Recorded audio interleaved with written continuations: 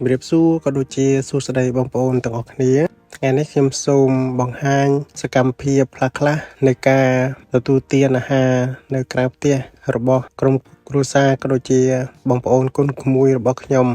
សម្រាប់បងប្អូនមួយចំនួនគេញ៉ាំអាហារក្រៅផ្ទះគឺថាគេទៅញ៉ាំនៅក្នុងភោជនីយដ្ឋានប៉ុន្តែសម្រាប់ក្រុមពួកខ្ញុំវិញនេះអត់បានទៅភោជនីយដ្ឋាននេះទេគឺថាធ្វើម្ហូបពីផ្ទះរួចយកមកញ៉ាំនៅវាលស្រែក្បែរផ្ទះនឹងតែម្ដងព្រោះអីទេសភាពនៅស្រុកស្រែក្បែរផ្ទះខ្ញុំគឺពិតជាស្រស់ស្អាតមែនទែនបងប្អូនជាពិសេសពេលដែលថ្ងៃរៀបលិចពេលល្ងាចគឺថាយើងឃើញព្រះអាទិត្យមានពណ៌ក្រហមឆ្អិនឆ្អៅពេលដែលយើងថតរូបទៅឃើញស្អាតមែនទែនបងប្អូនជាពិសេសនៅពេលដែលពួកខ្ញុំទៅនេះប្រហែលជាម៉ោង5ហើយអញ្ចឹងមានខ្យល់ធ្លាក់មកបានតិច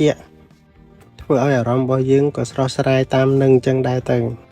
ពេលទៅដល់ភ្លាមគឺថាមិនបង្អែបង្អង់យូរទេញាប់ដៃញាប់ជើងរៀបចំអាហារដើម្បីញ៉ាំឆាប់នឹងបានត្រឡប់ទៅផ្ទះវិញដោយសារអាកាសធាតុនៅក្នុងថ្ងៃនោះវាអត់អំណោយផលដែរប៉ុន្តែវាតិចបានមានខ្យល់បក់មកបានវិចល្វិចធ្វើឲ្យទាំងចិត្តទាំងកាយរបស់យើងនឹងបានតិចស្រួលមែនទែនជាពិសេសធ្វើឲ្យយើងមានអារម្មណ៍មួយថាប្លែកពីយើងញ៉ាំអាហារនៅផ្ទះហ្នឹងហើយដោយសារយើងញ៉ាំអាហារនៅផ្ទះវាស៊ាំមកជារៀងរាល់ថ្ងៃហើយនៅពេលដែលយើងបដូរបរិយាកាសមកញ៉ាំអាហារនៅវាលស្រែអញ្ចឹងទៅវាធ្វើឲ្យយើងប្លែកអញ្ចឹងដែរបងប្អូនបាទប៉ុន្តែវាមិនមែនមានន័យថាយើងត្រូវតែមកញ៉ាំអាហារនៅតាមវាលស្រែជារៀងរាល់ថ្ងៃទេយើងមិនចោលទេផ្ទះយើងប៉ុន្តែនេះយើងគ្រាន់តែ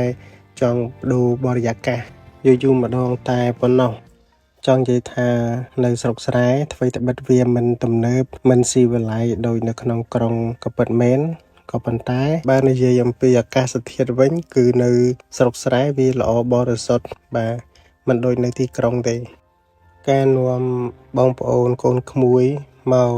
ណាជួបជុំគ្នាញ៉ាំអាហារបែបនេះក៏វាធ្វើឲ្យការទំនាក់ទំនងរវាងបងប្អូនកូនក្មួយឬក៏សាច់ញាតិសន្តានហ្នឹងវាកាន់តែជិតស្និទ្ធអញ្ចឹងណាបងប្អូនប្រសិនណាបើយើងមិនមានកម្មវិធីបបួលគ្នាមកជួបជុំទេបងប្អូនញាតិសន្តានក៏មិនសូវបានជិតស្និទ្ធដែរវាគេហៅថាឃ្លាតកាយណាយចិត្តអញ្ចឹងណាបងប្អូនបាទឥឡូវសូមបង្វែរអារម្មណ៍បងប្អូនទាំងគ្នាមកទស្សនាអំពីសកម្មភាពជាបន្តទៀតនៃការញ៉ាំអាហារនៅវាលស្រែមើលក្មួយខ្ញុំបាទកំពូលខ្ជិលលើលោកអង្គុយញ៉ាំសុកក៏នឹកឃើញចង់គេងក៏គេងអញ្ចឹងទៅអ្នកខ្លះគេថានៅផ្ទះមានចក្រានចានឆ្នាំងមានតុមានកៅអីអង្គុយញ៉ាំស្រួលបួលហើយមិនចង់ញ៉ាំទេបែរជាទៅវេទនានៅតាមដប់តាមព្រៃតាមវាលតាមស្រែអញ្ចឹងណាក៏ប៉ុន្តែដូចខ្ញុំបាននិយាយខាងដើមអញ្ចឹងអាហ្នឹងវាជាងចង់បដូរបរិយាកាសបាទយូរម្ដងមិនបង្អែបង្អង់យូរទេបងប្អូនហើយញ៉ាំរួចភ្លាមគឺថាញាប់ដៃញាប់ជើងបាទរៀបចំត្រឡប់ទៅវិញដោយសារតែមេឃវាចាប់ផ្ដើមរោភ្លៀងដូចគេថាមិនខុសមែននៅផ្ទះសុកបែរជាមកវេទនានៅតាមវាលស្រែបាទក៏ប៉ុន្តែវាសប្បាយចង់និយាយអញ្ចឹងបងប្អូនបាទសូមអរគុណសូមគោរពលាវីដេអូមានតែប៉ុណ្ណឹង